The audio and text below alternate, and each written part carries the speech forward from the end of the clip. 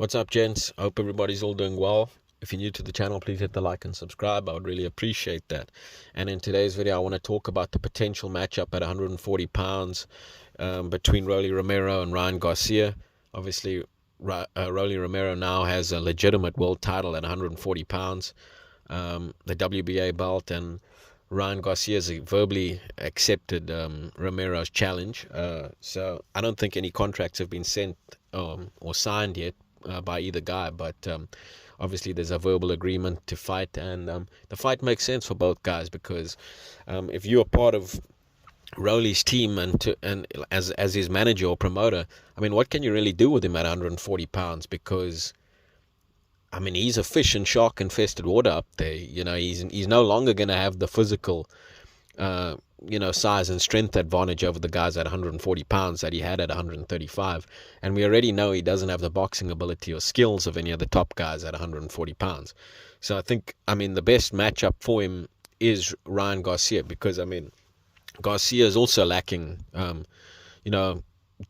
defensively and in terms of his footwork as well. So, and he's a big name that obviously is going to do well on pay-per-views. So it makes sense financially for both guys.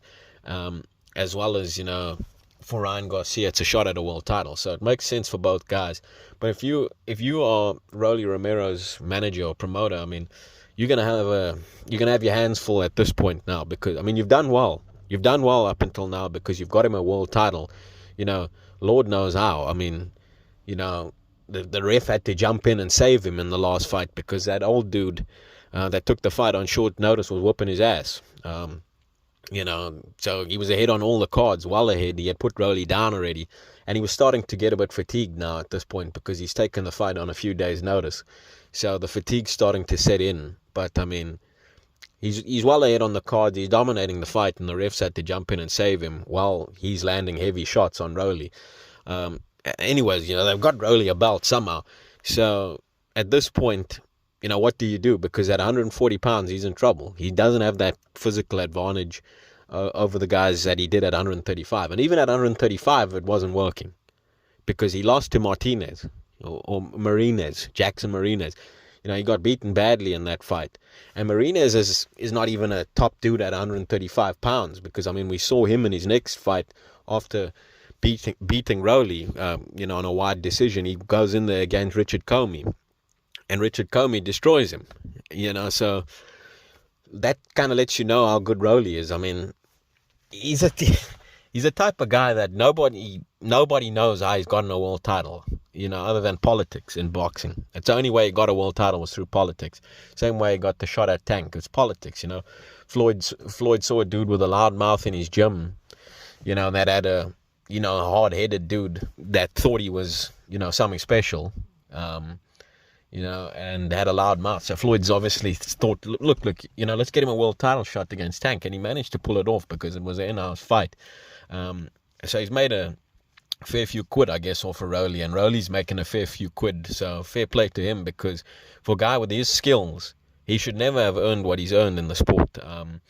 And he's still going to be earning because, when he gets a big fight now against Ryan, that's going to be a big money fight for him. He's get a couple million for that.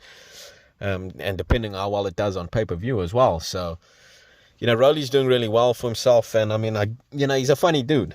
I enjoy watching his interviews. He's, always got something to say. So he makes the sport entertaining. And he is kind of an entertaining fighter as well. He's not very skilled. Hasn't, got good technique or anything like that. But he's in there and he's throwing. So he makes for an entertaining fight.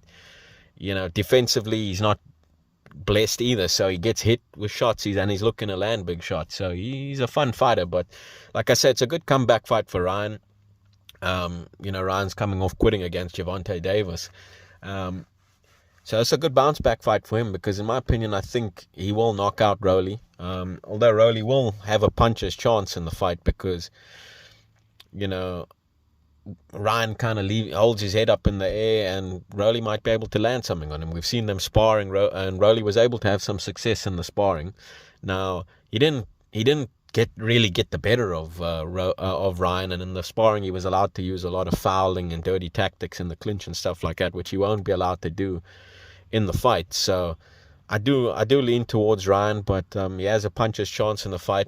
And I wouldn't mind seeing the fight because, they've got a bit of history. They're the younger generation. They're the new generation. So they'll bring some, fans, I guess, and get some good views on pay-per-view. So I don't mind seeing the fight because there really isn't many other dudes at 140 pounds for Rollie to go in there with and try and have a chance of retaining his belt and also earning decent money. I mean, the other guy I was thinking about that you would possibly look to put him in there is Adrian Broner. Maybe he gets a voluntary defense against Broner. Broner, he hasn't fought in about 3 years, and in his last performances he was looking terrible. I mean, I think the dude's name was Santiago or something he fought against, and that dude pretty much beat him. He hasn't looked good in ages. I mean, even Adrian Granados, who's kind of a journeyman, had a split decision against Adrian and arguably beat Adrian, so it was a close fight. And I had money on Adrian in that fight, so I'm happy he got the decision, but it could have gone either way. I was sweating watching that fight.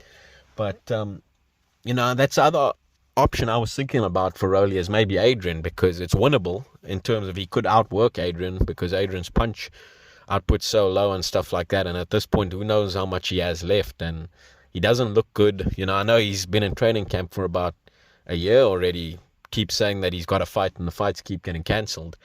But he doesn't look good physically. I think he just aged his body like crazy, the way he was living and partying and drinking and who knows what else he was doing. So, but he's also an entertaining fighter that would be able to sell the fight. I mean, the build-up between Adrian and Rollie would be quite hilarious. I mean, the build-up between Ryan and Rollie, I'm sure, will be pretty entertaining as well because they have a bit of history there.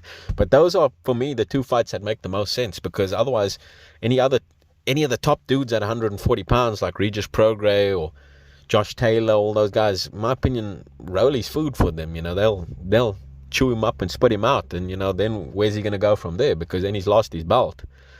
And I mean, if he loses another fight, he's already coming off of practically a loss, because everybody knows he lost to that old dude, always losing to the guy. Now, he might have been able to stop the guy in the last few rounds. Let me not say he lost to the guy, because he might have been able to get a stoppage. But before that, he got knocked out by Tank. And now in sparring, there's a few videos of him getting knocked out in sparring. And I know that happens quite a bit. And I know he's knocked out some guys in sparring as well. He's an entertaining dude. So I think this fight for him against Ryan Garcia does make sense. So I want to see it because, like I say, there's nothing really else for him at 140 pounds, in my opinion. I don't think he'll have much success there. So I think it makes sense to kind of cash him out against Ryan. And it's not, I wouldn't even say it's a cash-out fight because he has a chance in that fight. Ryan's not a top guy at 140 pounds either. Both dudes have power. It'll be entertaining. But Ryan's obviously got, I would say, the better technique and got the speed advantage as well. But defensively, he isn't, the best. So he might get caught with something from Rollie. And who knows, Rollie might be able to turn it into a dogfight against Ryan and just rough him up, and end up making him quit again, because we've just seen him quit. So maybe Rollie could, manage to make him quit. But I highly doubt it. I think Ryan will probably just have a bit too much class, a bit too much for him, and I think he'll probably nail him with one of those left hooks, because I know Tank's a southpaw, and I know the other dude, well, the dude that I just saw, I can't remember the guy's name, that knocked Rollie out in sparring. I saw a video of it recently. It was a left hook as well, and that's not good, I guess, if you're going in there against Ryan, because that's one thing about Ryan is he has a lethal left hook, and it's very fast and it's very hard. And like I was having this debate with one of my friends the other night, and he was kind of saying he thinks Rollie will be able to, kind of bulldog and rough up Ryan and make him quit, because he thinks Ryan hasn't got the heart or whatever. I don't think so, though. I think, you've got to be of a certain level, certain skill caliber to actually be able to take Ryan to that place where he thinks he doesn't belong in the ring with you, which is what was happening with Tank. He knew, it was only going to get worse, and he knew that Tank was a step ahead of him and everything, and Tank was laughing at him and knew exactly what Ryan was trying to do and was setting him up for shots and nailing him with hard shots. So Ryan didn't really want to be there anymore. Rollie's not that guy. Rollie doesn't know, he's not setting things up in there. Like, he's swinging and he's coming in and he's trying to be aggressive. Ryan's going to be the guy setting traps in there, nailing him with shots coming in. And I think he'll be able to, knock out Romero in that fight. So that's my thoughts on the fight. I think Ryan wins that fight by KO, but I think it will be an entertaining fight because, like I say, both dudes defensively are not the greatest. And, Rollie obviously will come into that fight believing he can win the fight because, he's had some success in sparring. They got a bit of history, and he thinks he can knock out Ryan. So that's the fight that I think makes the most sense for him at 140 pounds in his first title defense, big money fight, be on pay-per-view. That's the fight I would make if I was Rollie's team. But even if they do make it, I think Ryan knocks him out. But it'll be a fun fight to see. Otherwise, guys, let me know what your guys' thoughts and opinions are on who would win that fight, or who would you like to see Rollie face at 140 pounds? Which you think makes the most sense for him, and do you think he can beat any of the top guys at 140 pounds? Let me know in the comment section below. If this fight happens, I probably got Ryan by KO. Let me know what your guys' predictions will be in the comment section below. Thanks for listening. Talk to you guys again soon. Cheers.